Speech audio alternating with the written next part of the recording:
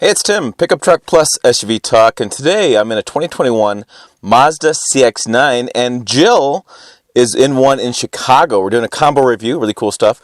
I'm out here in the country, and I'm actually kind of, well, relaxing. This second row, I got, heated seats back here. I got nice armrest. I got the covering for the shade for the sun, get it on my face, and really comfortable seats back here. But in this video, we'll tell you about the interior, the exterior, our likes and dislikes, and driving impressions of this 2021 Mazda CX-9. So if you're looking for, some cool content and maybe something different than the Tahoe and the Suburban and the Yukon or the Infinity stuff, that's 3 rows and goes zoom zoom. This is the video for you. Let's go and get started on all that right now. Today we are looking at the 2021 Mazda CX-9. This vehicle is not all new. It isn't even significantly refreshed for this model year, but it does get a couple tweaks or changes. And the biggest change is going to be to the infotainment display. It now has a standard 10.25-inch display, and that means that Apple CarPlay and Android Auto are also standard on the CX-9. Some additional things that you'll notice that are different are interior materials and a new carbon edition. The other thing I should mention that has changed for 2021 is the base price. Now, this is not the base vehicle, this is actually the signature trim, but the base price only increases $70 year over year. So the base price for the 2021 Mazda CX-9 is going to be $33,960. Before I get into the likes and dislikes portion of my review, I do want to point out that the Mazda CX-9 has a really nice list of standard features on the base sport trim. So in addition to heated front seats and 2 USB front charging ports, Mazda has made the iActive Safety Sense Suite standard. I think that's really important to note on a 3-row family vehicle. Safety features are standard. So what does the safety suite include? Rear cross traffic alert, blind spot monitoring, lane keep assist, adaptive cruise control, automatic emergency braking, and automatic high beams. So thank you, Mazda, for making that standard. A lot of manufacturers will actually charge you for those things. Okay, let's go ahead and talk about this exterior. There's one I have here in Nebraska. You can see that front grille is just nice. Everything about Mazda styling just is on point. This doesn't even look like it's a 3-row SUV. It looks such a smaller vehicle, and even inside the cabin, it has a lot more room than you'd think just from looking at the outside of this. Again, really wraps really well in the back. You can see nice use of chrome, and even with the silver kind of gray color, it still looks really darn sharp. And it is one of the vehicles that turns heads. All right, the Mazda CX-9 is the largest vehicle in the Mazda lineup. It's a 3-row SUV, and it will come equipped with the 2.5-liter turbocharged engine. It'll deliver 250 horsepower and 320 pound-feet of torque. However, this is where I say buyer beware. We've talked about this a little bit on the website, but this is one of those vehicles that requires, or I guess you should say recommends, premium fuel. And people tend to get a little bit fired up by that. So if you want to get the high horsepower and torque ratings, you gotta use 93 octane. If you don't have access to 93 octane, you don't want to use 93 octane, you can totally do that, but your power numbers are gonna suffer. So if you opt for 87 octane instead, you're looking at 227 horsepower and 310 pound-feet of torque. If you are looking at a 3-row SUV, you probably want a little bit of functionality in the 3rd row or cargo area, and Mazda does a really good job of adding that functionality and flexibility without breaking the bank. So first, if you have the up-level trims, you will get a standard power liftgate. With the standard power liftgate comes the ability to open it hands-free. All you have to do is walk up, kick underneath the liftgate, and the liftgate will go up. Once open, you have a decent amount of cargo space back here, and I'll also point out there's a little hidden area underneath the shelf, and the ability to put these seats down is also fairly easy, even for somebody who is small like I am. You simply grab the handle, pull the lever, and push the seat down. Of course, now it's not going to go.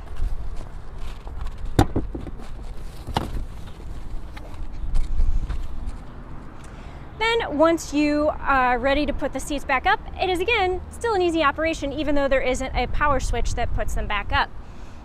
It's not a huge reach, and the seats are really light, so even if you're 5 feet tall, you just grab that lever again and pull it up.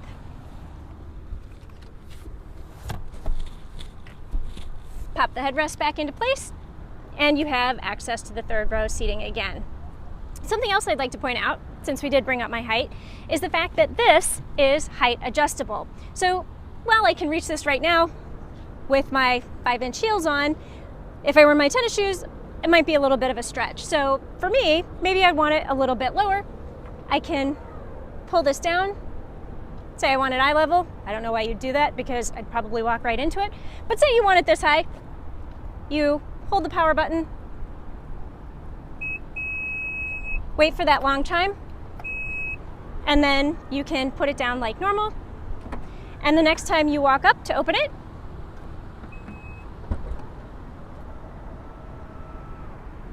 it opens to that same height that you set it at. Now, if you don't need it at this height, you want to put it back up,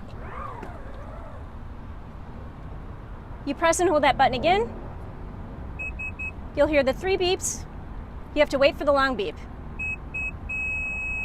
Once you hear that, you can put it down, and the next time you open it, it will go to the full height.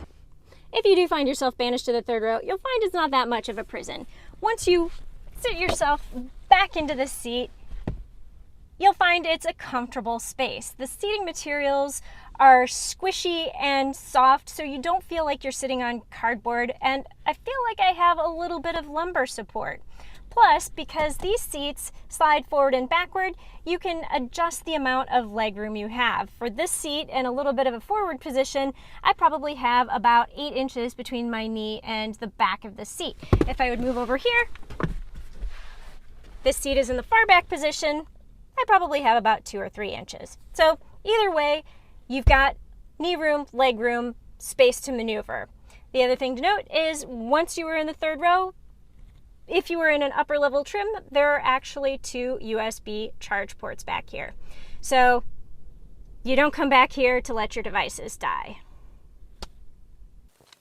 Okay, like I said, I'm lounging in the back here. I know Jill's probably going to do third row review, and I'm just sitting back here. This is where my kids were riding in this when we drove to Cheyenne.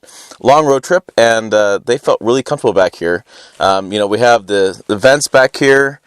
I have like I said, the heated seats back there. And then I do have some USBs back there too. So lots of good stuff back there. Let's go ahead and get the front and get on the road and see how it does. Okay, up front here we can see the backup camera, or this is actually a forward camera, see a 360 degree. This is the backup camera. And we'll kind of go through the infotainment screen here. You can kind of see how it looks from you, the driver, and then as you get up close, you can see how it looks as you're looking very closer at it. And as we come around, we can see the dash, really just a sharp design overall. There we go, the camera kind of adjusts a little bit. We see the buttons there in the steering wheel. I have all the buttons along the side, and the mirror adjust. I have the window controls and the HVAC controls there. And just, again, very stylish SUV. I have different drive modes. I don't even use different drive modes. I just leave it in normal mode. And that's how you control the infotainment screen on top. Again, everything is just well thought out with Mazda. They do a great job overall in design, and even has a nice phone spot with wireless charging. And we have storage here too, some USBs there. And again, just like I said, they've done a great job on how it looks inside. Very comfortable seats. Okay, so now it's time to flip the camera, so to speak. We talked about what I do like, and now it's time to talk about some of those things that I don't love. And admittedly, it's a short list, but the top 2 things on my do not like list are things that don't make sense to me. And frankly, I don't like things that don't make sense. So the first thing that doesn't make sense is the fact that this vehicle has wireless charging. That in and of itself is not the problem. The problem is you have wireless charging, and then you have wired in Apple CarPlay and Android Auto. So I just think that if you are going to have wireless charging, you should find a way to have Apple CarPlay and Android Auto also be wireless. So I think they go together. Either you wire in or you don't. Thing number two kind of follows along the same lines, and it also doesn't make sense to me. On the base sport trim, you actually have to use this to unlock your doors. Granted, it's not an actual key, it is a little push button on the side of the fob, but you have to use it to unlock or lock the doors. Once you are sitting in the driver's seat, however, you have push button start. To me, this is a known sequitur. You need the key, then you don't need the key once you get in the car. So what do you do with the key once you're sitting in the driver's seat? I guess you could put it in the cup holder, unless of course you have something in your cup holder. There's a little cubby holder here. I guess you could put it there unless you've got your phone there. Yeah, there's a side storage armrest area. You could put it in there. But then you just have to think about it. Either you think about it or you don't think about it. Again, this is a known sequitur to me. It doesn't make sense. Either you need the key or you don't need the key. If you're going to have to use the key to unlock it, you should have a key in the ignition. Otherwise, I think that everything should be passive. So put the key in your pocket and leave it there, walk up, unlock, lock the door, come in, sit down, push button start. So to me, it's kind of like wireless charging with a wired in connection. The need to use your key to unlock the door and then have push button start doesn't make sense to me. Now, one of the biggest things that I've liked and have always liked about the Mazda CX-9 is the ride and handling. Even for a 3-row SUV, this vehicle is fairly nimble and easy to maneuver, especially in an urban environment. I find it easy to park, and it's really easy to see out of all of the windows. It's got some really good acceleration, and it's got a very nice, predictable acceleration. So I recently had the opportunity to test the Volkswagen Atlas, and while that is also sporty, it's a little bit stiffer, and I found the acceleration to be a little bit more unpredictable. What do I mean by that? I mean that when I would hit the accelerator, the vehicle would kind of almost lurch forward, and so you'd have to modulate a little bit, and maybe after time, after driving the vehicle, after owning the vehicle, I would get used to that acceleration, but I never did during the test period that I had it. In the CX-9, however, acceleration is just a little bit more seamless, and it does what you think it should do. It goes forward. There's no lurching, there's no herky-jerkiness, and it's just a smooth, nice acceleration. One of the things that Mazda does really well is it combines the luxury with the sportiness in terms of driving character. So it retains a little bit of that tight, sporty feel that you would get in a Mazda MX-5 or the Mazda 3, but it also has a little bit of the luxurious, solid, but it also has a little bit more of the luxurious and solid feel that you would expect from a 3-row SUV. All right, out on the road here with the CX-9, and it is really good. This is a great powertrain setup on this vehicle. I just enjoy the driving experience. You're engaged. It's not a numb feeling like other vehicles have. It's a lot of power and a lot of offline speed. I do find the suspension's a little bit more not as refined, and you feel more vibrations or not imperfections in the road, cracks, things like that, potholes.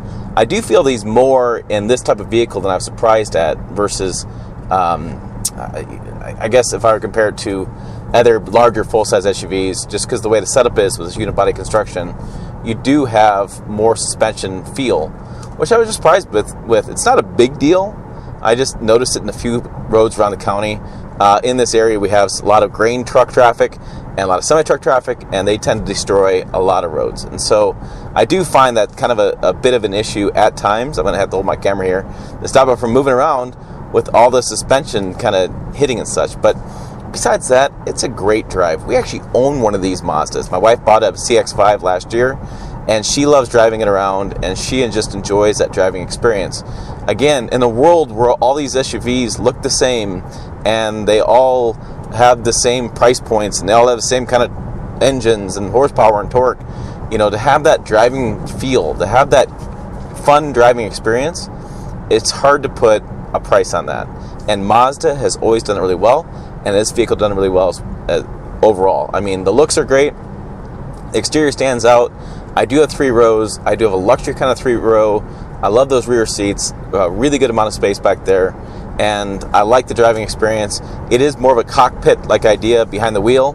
But yeah, it's hard to beat Mazda for driving experience, for the price point, without paying like BMW money and having that driving experience. So there you go. There are Jill and myself's thoughts on the 2021 Mazda CX-9. Make sure to check out the video out of here. Website down below. As always, thanks for watching. I'll see you down the road.